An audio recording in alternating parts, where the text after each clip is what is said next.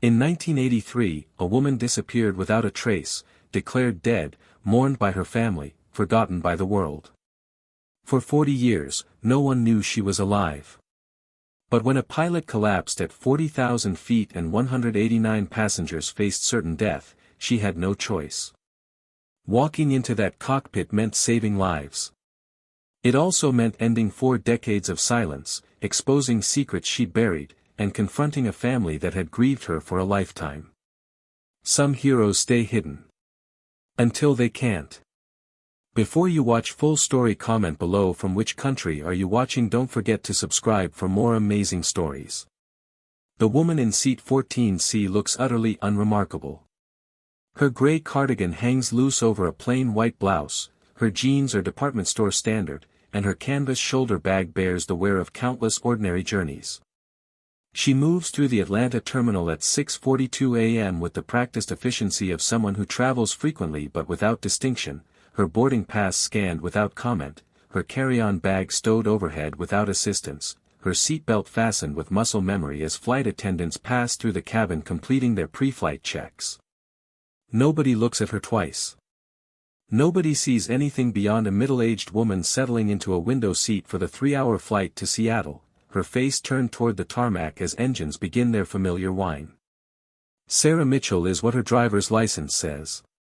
Sarah Mitchell is who she's been for 17 years now. Before that she was Linda Crawford for 12 years, and before that she was Catherine Ellis for 9 years. But once, 41 years ago, she was Captain Rebecca Ashford, United States Air Force test pilot, assigned to a program so classified that even its name existed only in documents locked behind biometric security in basement facilities beneath the Nevada desert. Once, she had a mother who baked blueberry muffins every Sunday morning and a younger brother who believed she hung the moon and a fiancé who kept her photograph in his wallet and dreamed about the life they'd build together after her Air Force commitment ended. Once, she had a name that people spoke with love and pride. That was before October 15, 1983. Before the mission that wasn't supposed to exist, the experimental aircraft that wasn't in any official registry, the catastrophic systems failure over territory where American military assets had no authorization to operate.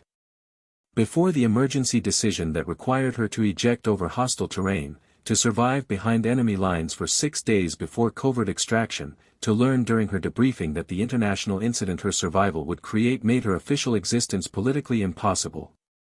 Before men in suits with federal credentials explained that her country needed her to disappear, that her continued service would be vital but completely unacknowledged, that her family would have to believe she died so that the program she protected could continue saving American lives in ways that would never see daylight. She was 29 years old when she became officially dead. The Air Force held a closed-casket memorial service with full honors, her mother sobbing into a folded flag that represented a daughter who hadn't actually died but might as well have. Her brother gave a eulogy about the sister who taught him to throw a curveball and never let him quit when things got hard. Her fiancé sat in the front row with his face in his hands, his shoulders shaking, grieving a woman who was watching the funeral on a closed-circuit feed from a classified facility 300 miles away with tears streaming down her face and her fingernails drawing blood from her palms.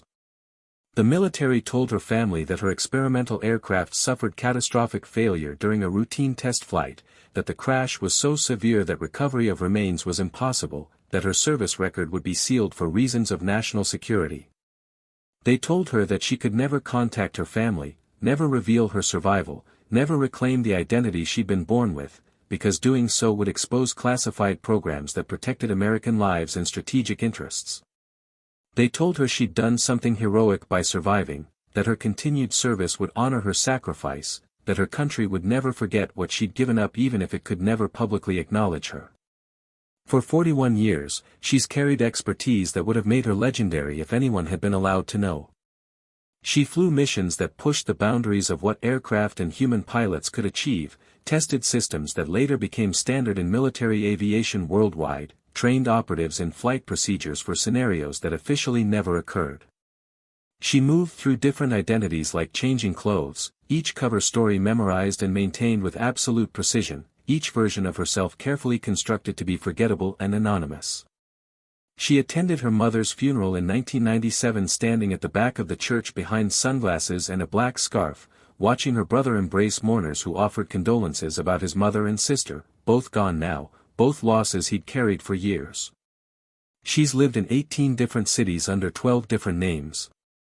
She's had relationships that ended when she disappeared without explanation, friendships that faded when her cover required relocation, decades of holidays spent alone because maintaining her death required complete separation from anything real. She learned to live as a ghost. She learned that heroism sometimes means watching people you love grieve you while you remain silent. She learned that duty can cost everything you are and still demand more. The flight levels off at cruising altitude, and she accepts coffee from a flight attendant who smiles politely without really seeing her. The sky outside her window is crystalline blue at 40,000 feet, the earth far below rendered abstract by distance and cloud cover. She's flown at this altitude hundreds of times in aircraft far more advanced than this Boeing 737, but those flights belong to identities that no longer exist, to a life that ended in 1983 even though her body kept breathing and her skills kept sharpening and her sacrifice kept demanding more years of silence. She's 69 years old now, officially retired from the covert operations that required her disappearance, finally permitted to maintain a single stable identity without the disruption of forced relocations and cover story changes. Sarah Mitchell is who she'll be for the rest of her life, who she'll die as when her death finally becomes real instead of bureaucratic fiction. Her brother is 73 now, his own children grown with grandchildren he adores. He still keeps a photograph on his mantle from 1983, a young woman in Air Force dress uniform, smiling with the confidence of someone who believed her future was limitless, someone who didn't yet know that duty would require her to become a memory instead of a person. Sometimes she dreams about walking up to his door and knocking, about seeing his face when he realizes his dead sister is standing on his porch after 41 years, about explaining where she's been and why she couldn't tell him and how many times she wanted to break her silence but couldn't because lives depended on her staying dead. Sometimes she wakes from those dreams with her face wet and her chest tight, knowing that particular reunion will never happen because too much time has passed and too much damage has been done and some sacrifices can never be unmade. The cockpit door is 15 rows ahead, closed and secured according to Post 9/11 protocols that didn't exist when she last flew commercially under her real name. The pilots behind that door are managing a routine flight with the practiced calm of thousands of hours of experience, their voices occasionally audible over the PA system with updates about weather and arrival time. She knows exactly what they're monitoring, which instruments they're scanning, which emergency procedures they've trained for but likely never encountered. She's forgotten more about aviation emergencies than most commercial pilots will ever learn. At 10:47 a.m. Mountain Time, 43 minutes into the flight, Captain James Morrison experiences what will later be identified as a massive anterior myocardial infarction, a catastrophic heart attack that sends him lurching forward against his harness with his left arm suddenly numb and his chest feeling like someone parked a truck on his sternum. First Officer David Chin sees his captain's face go gray, sees his hands clutch at his chest, hears the strangled gasp that comes just before Morrison's eyes roll back and his entire body goes slack against the restraints. The aircraft is cruising at 489 knots with 189 passengers and 6 crew members aboard, and suddenly Chen is alone in the cockpit with a dying man and sole responsibility for everyone behind the locked door. Chen keys the intercom with shaking hands. Medical emergency in the cockpit. We need a doctor or nurse, anyone with medical training, immediately. His voice cracks on the last word, adrenaline flooding his system as he tries to process his captain's collapse while maintaining aircraft control. He's 27 years old with 1,800 hours of flight time, most of it as second in command, and nothing in his training prepared him for being alone at 40,000 feet with 189 lives depending on decisions he's suddenly making without supervision. The lead flight attendant, Jessica Torres, appears at the cockpit door within 30 seconds, her face pale as she takes in Morrison's slumped form. I'm calling for medical personnel now. Can you manage the plane alone? Chen's hands are tight on the controls, his eyes scanning instruments while trying to monitor his captain's condition.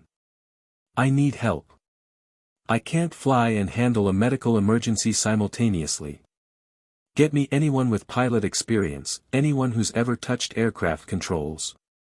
Torres makes the announcement that sends murmurs of alarm rippling through the cabin. Ladies and gentlemen, we have a medical emergency and need immediate assistance from anyone with medical training or pilot experience. Please press your call button if you can help. Rebecca hears the announcement and feels 41 years of careful anonymity pressing against the reality of what she knows she can do.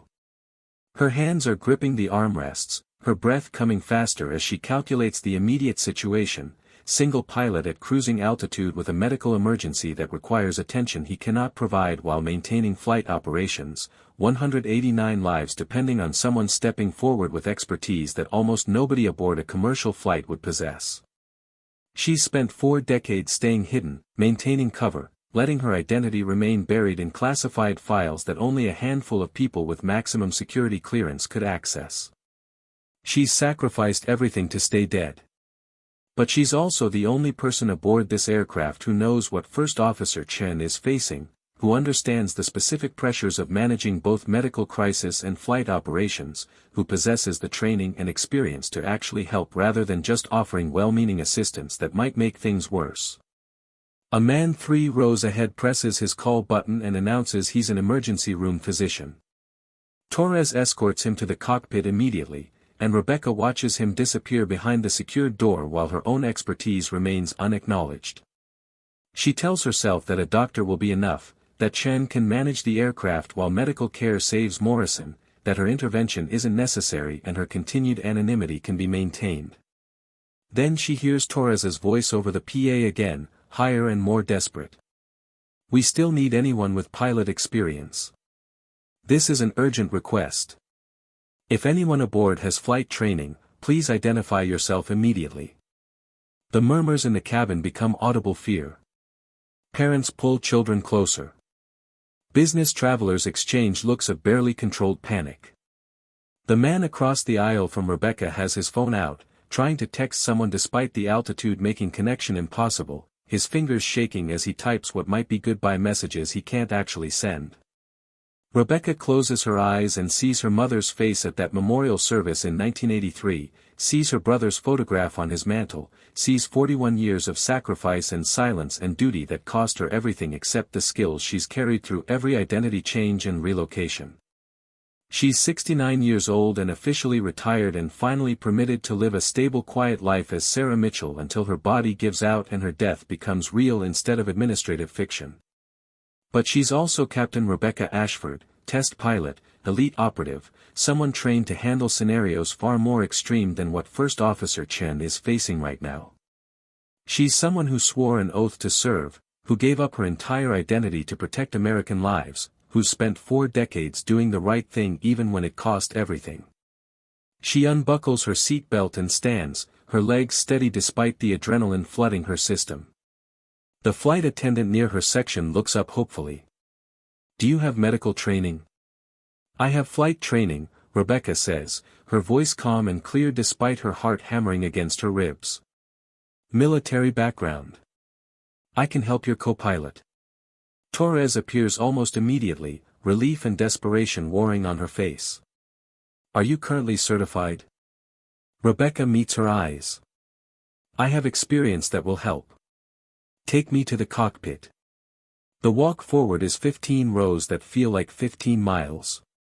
Passengers stare at her as she passes, this unremarkable middle-aged woman in a gray cardigan who was sitting quietly minutes ago and is now walking toward the cockpit as though she belongs there. Someone asks if she's really a pilot, and she doesn't answer because her credentials dissolved in 1983 and explaining what she actually is would take longer than they have. Torres uses her key to unlock the cockpit door, and Rebecca steps into the controlled chaos inside. Captain Morrison is slumped in his seat with the ER physician performing chest compressions in the confined space, working around controls and harnesses while trying to maintain effective CPR rhythm. First Officer Chen has sweat beading on his forehead as he manages communications with air traffic control while trying to monitor instruments and calculate emergency descent procedures. Both men look up as Rebecca enters, and she sees Chen's desperate hope war with skepticism about whether a passenger can possibly provide useful assistance. I'm here to help, Rebecca says, moving to stand behind the co-pilot seat where she can see instruments without interfering with the doctor's medical efforts. I have extensive flight training.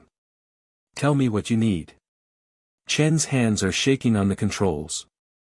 I've declared an emergency and requested priority landing in Denver. But I need to manage descent, coordinate with ATC, handle this medical crisis, and I can't do everything simultaneously. Rebecca's eyes scan the instrument panel, decades of training allowing her to process information that would overwhelm someone with less experience.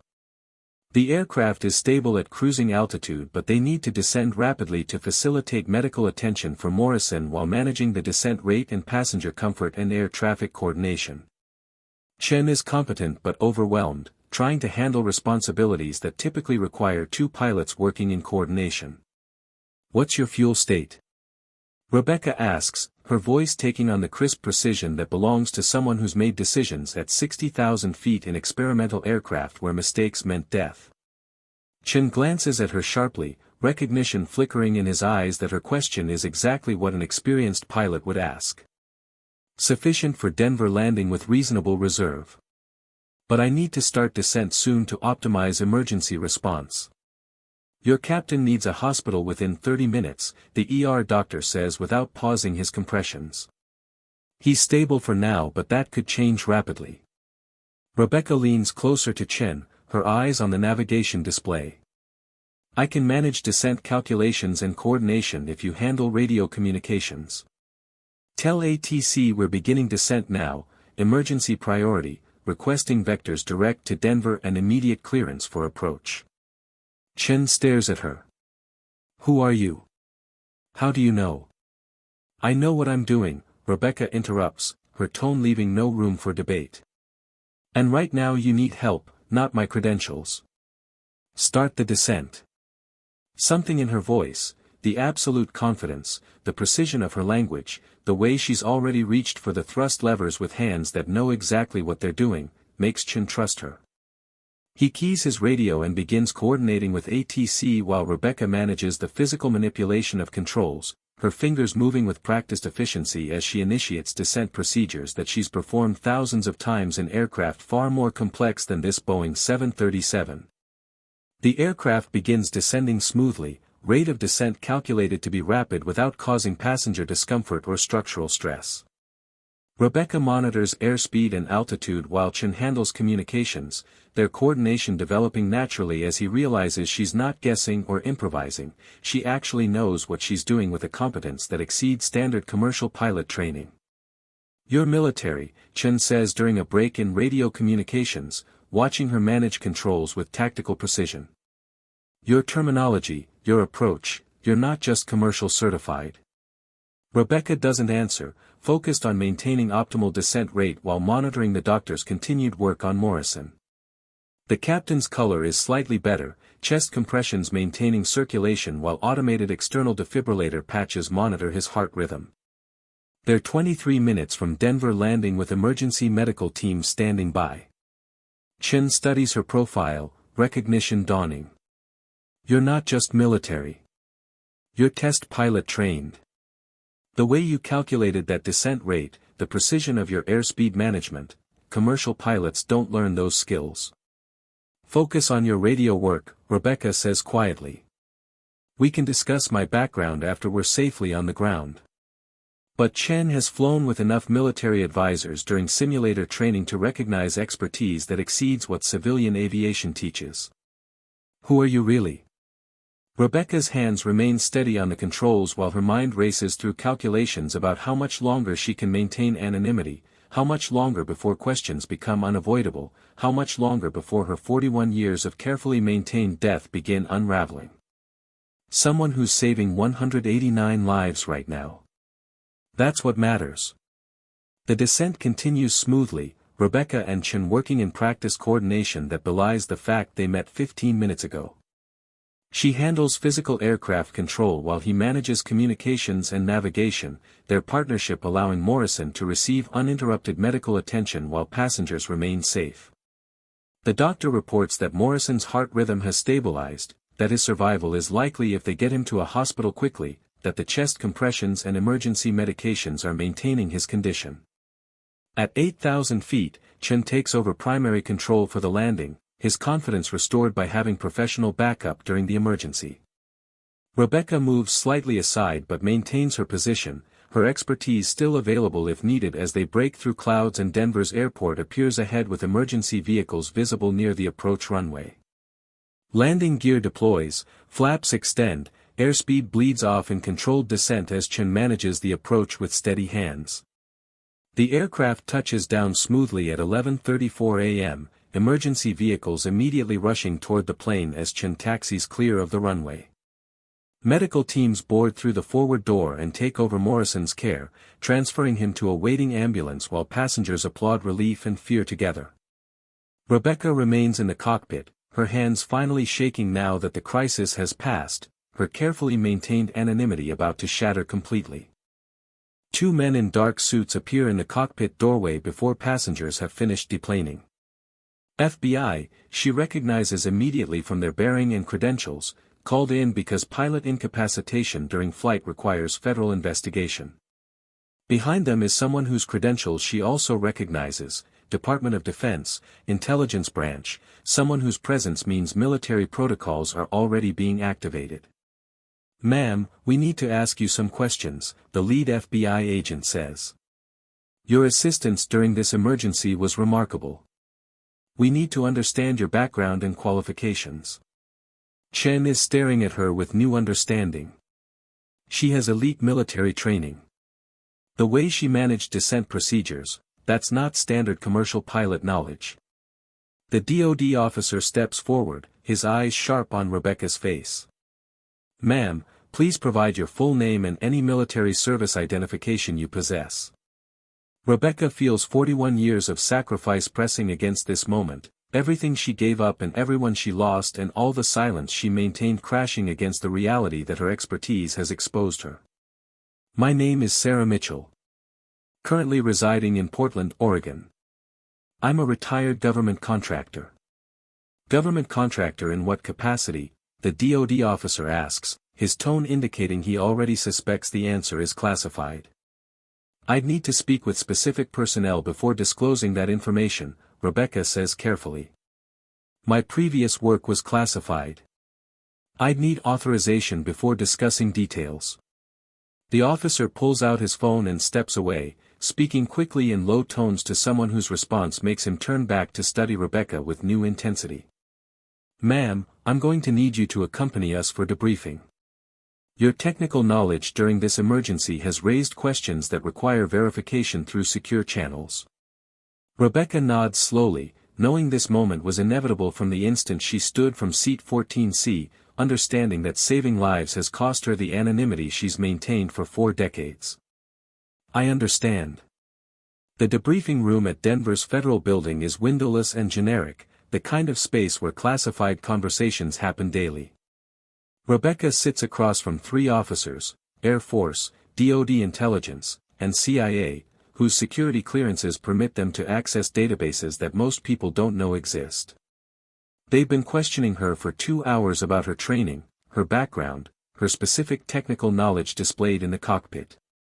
She's answered their questions carefully, providing information that confirms military expertise without revealing classified details, explaining her actions without exposing operations that remain protected. But they're not asking routine questions anymore.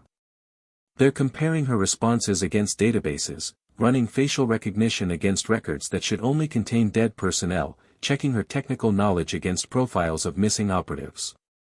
The Air Force colonel leans forward, his expression carefully neutral. "Ms. Mitchell, I need to ask you a direct question. Have you ever served in a military test pilot program?" Rebecca meets his eyes. "I've had extensive flight training through government channels. Specific details would require authorization to disclose. Your knowledge of emergency descent procedures was extraordinarily precise," the colonel continues. "The co-pilot reported that you calculated rates and managed controls with expertise that exceeded his training. That level of precision is consistent with elite test pilot programs, particularly those operating classified aircraft." Rebecca remains silent, knowing anything she says now will be compared against records she's tried to stay hidden from for 4 decades. The CIA officer opens a tablet and turns it toward her. Ms. Mitchell, does the name Rebecca Ashford mean anything to you? Her breath stops in her chest. On the screen is a photograph from 1983, herself in Air Force dress uniform, 29 years old with her whole life still ahead of her, smiling with the confidence of someone who doesn't yet know what sacrifice will cost. Beneath the photo are words that make her eyes burn: Captain Rebecca Ashford, USAF test pilot, declared deceased October 1983, classified circumstances. That's you, the CIA officer says quietly. Facial recognition confirms 94% probability match accounting for age progression. Captain Rebecca Ashford disappeared during a classified test flight in October 1983 and was declared killed in action. But according to our records, her body was never recovered and specific circumstances of her death remain classified above my clearance level. The DoD officer is studying her face with something approaching awe. You've been operational this entire time. 41 years deep cover. Jesus Christ. Rebecca's hands are shaking in her lap, her carefully maintained composure finally cracking under the weight of her identity being exposed. I can neither confirm nor deny. Captain Ashford, the Air Force colonel interrupts gently, using her real name for the first time in 41 years. Your service record indicates you were one of the most talented test pilots of your generation. Your family held a memorial service in 1983. Your death was reported as the result of catastrophic aircraft failure during a routine test flight. Tears are streaming down Rebecca's face now, her silence finally breaking. They told me I had to stay dead. They said my survival would expose operations that protected American lives. They said my continued service was vital but could never be acknowledged. They said, her voice breaks. They said my family would understand eventually, that my sacrifice mattered even if nobody could ever know about it. The room is silent except for her ragged breathing. The 3 officers' exchange looks heavy with understanding and sorrow about what decades of deep cover service cost this woman who saved 189 lives today at the cost of exposing herself. Your family has believed you were dead for 41 years, the CIA officer says softly. Your mother passed away in 1997. Your brother is still alive, he's 73 years old, living in Virginia, still keeps your photograph on his mantle. Rebecca's face is in her hands now, 41 years of suppressed grief finally surfacing. I watched my mother's funeral from the back of the church. I've driven past my brother's house 17 times over the years, just to see that he was okay. I've read newspaper announcements about his children getting married, his grandchildren being born. I've been alive for 41 years while everyone who loved me believed I was dead.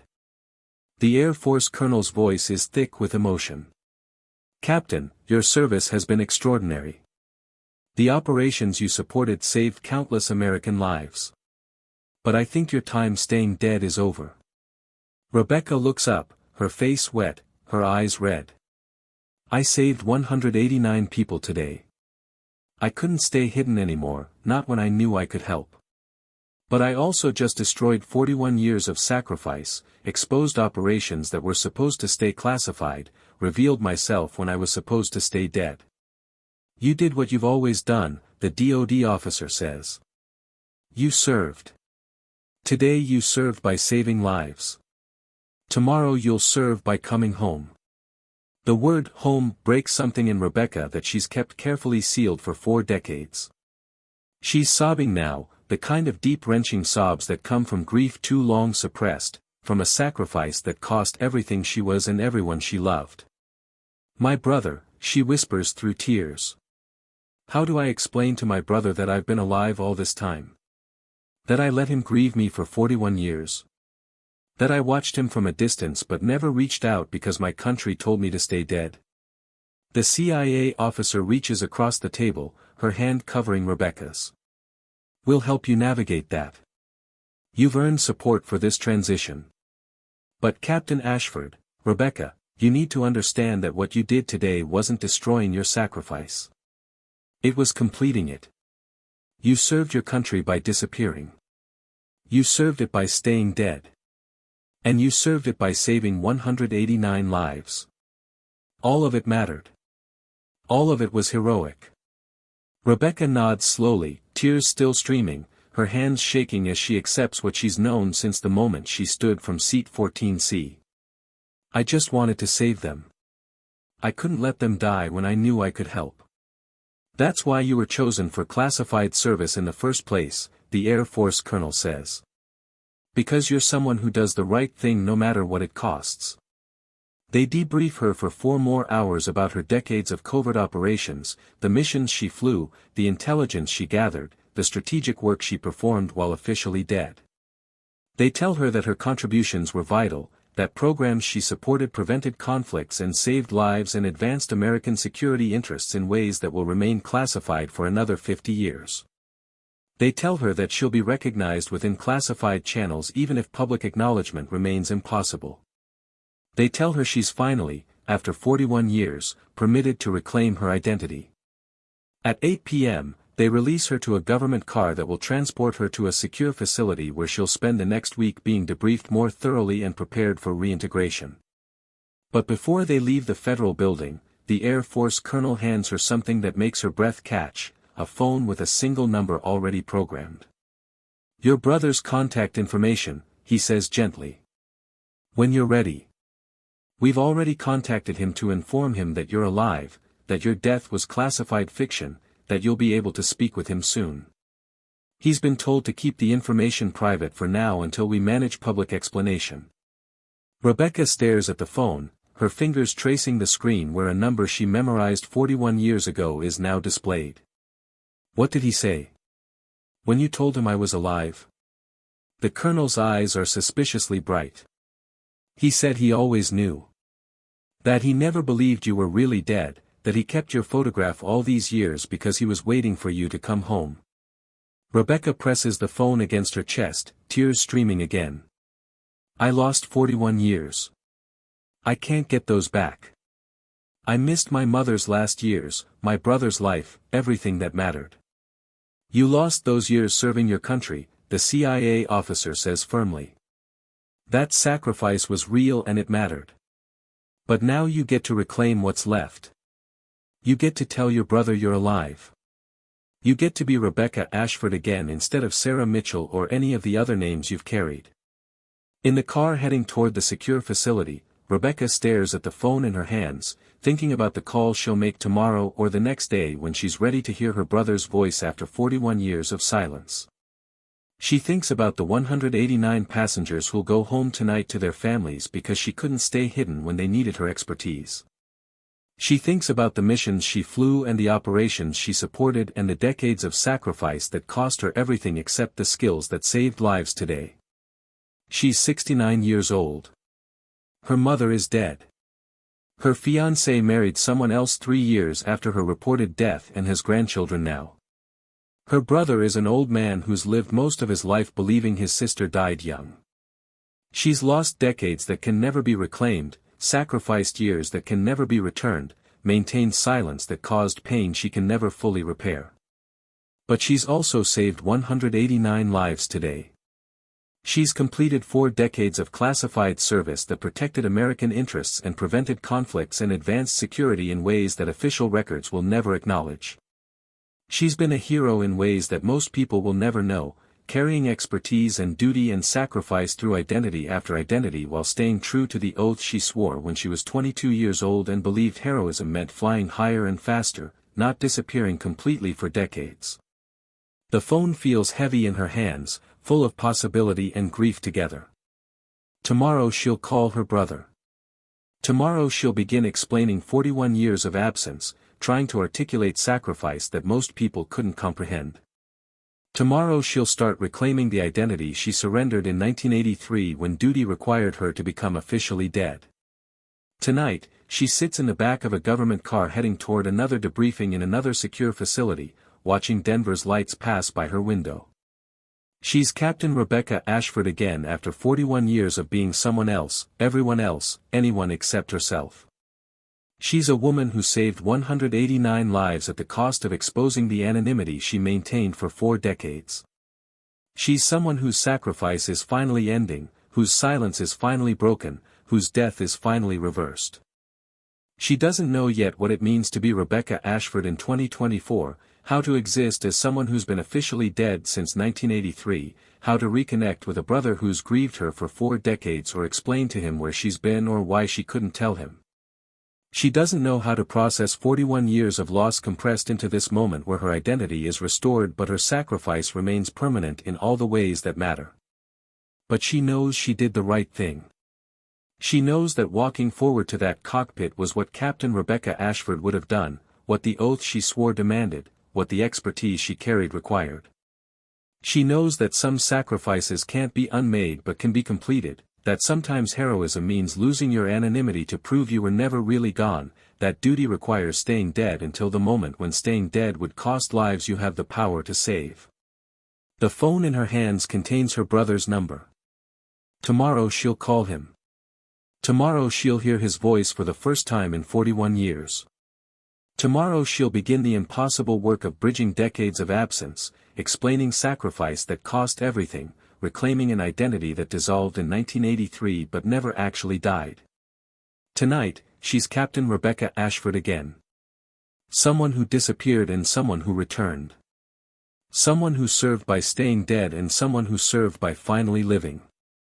Someone whose heroism meant 41 years of sacrifice and whose heroism today meant ending that sacrifice to save the lives she had the power to protect.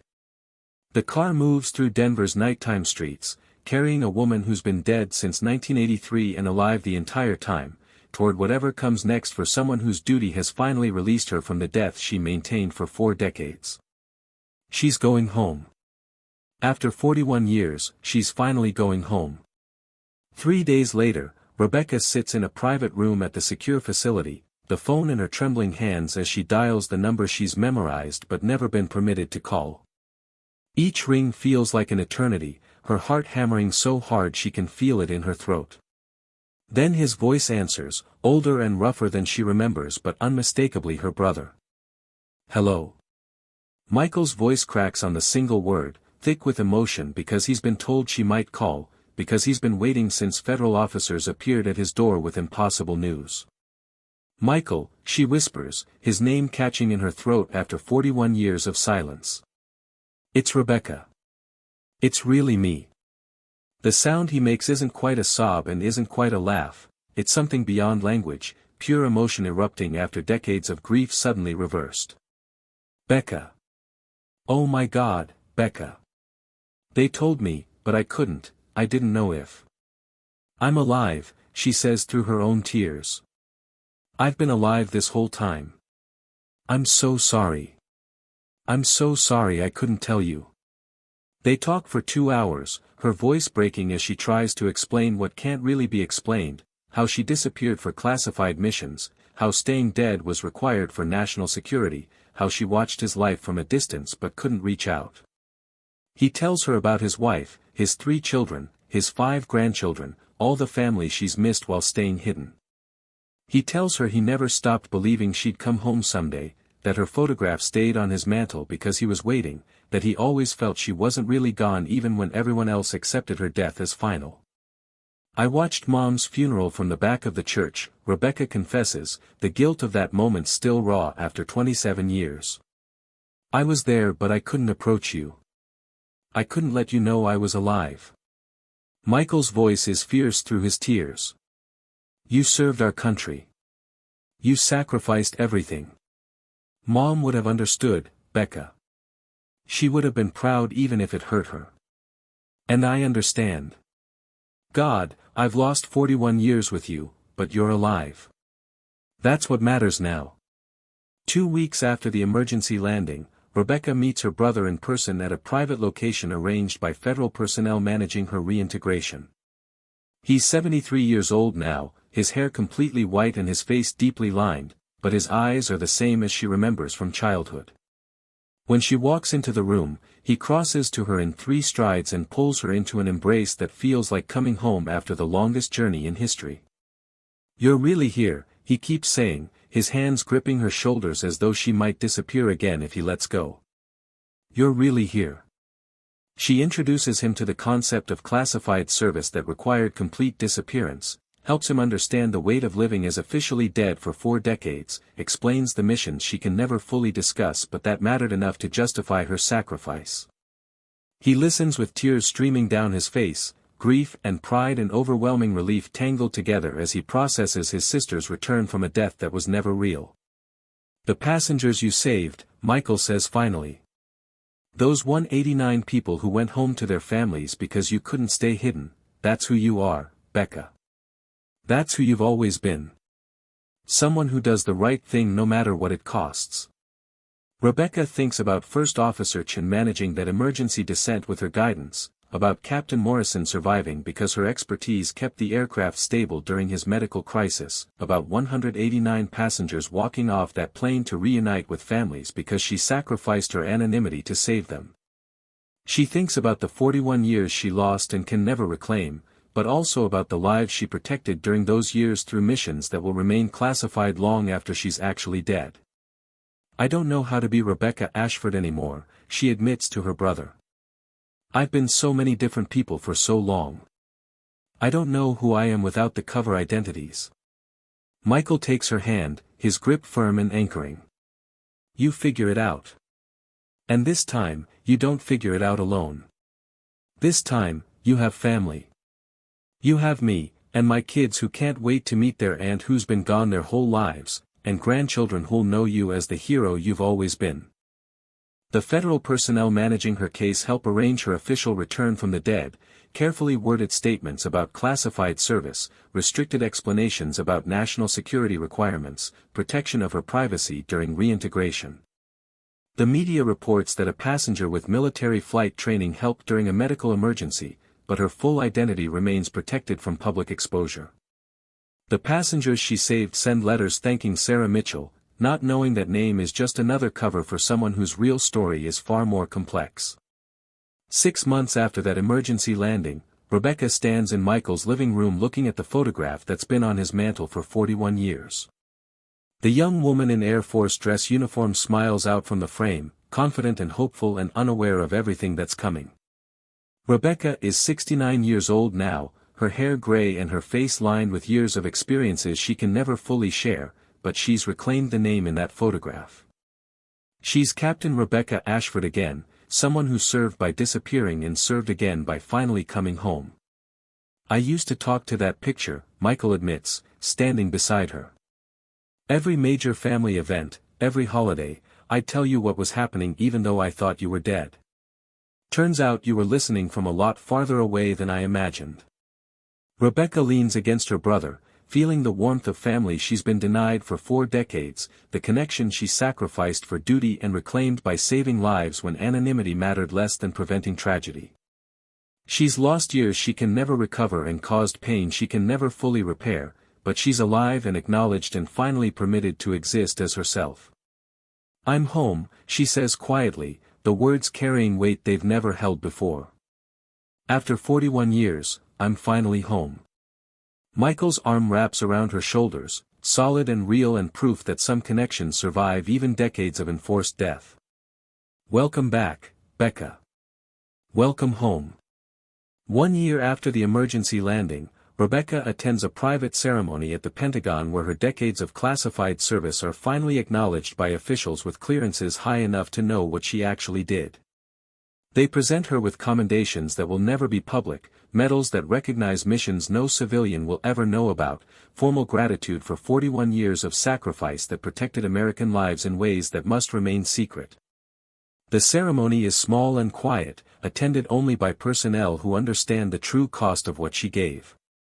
But the ceremony that matters more happens the following weekend at Michael's house, surrounded by 3 nieces and nephews she's getting to know for the first time and 5 grandnieces and grandnephews who call her Aunt Becca, without understanding the miracle of her presence. They gather around the dining table for Sunday dinner, and Rebecca sits in the midst of family noise and laughter and ordinary chaos that she's been denied for 4 decades.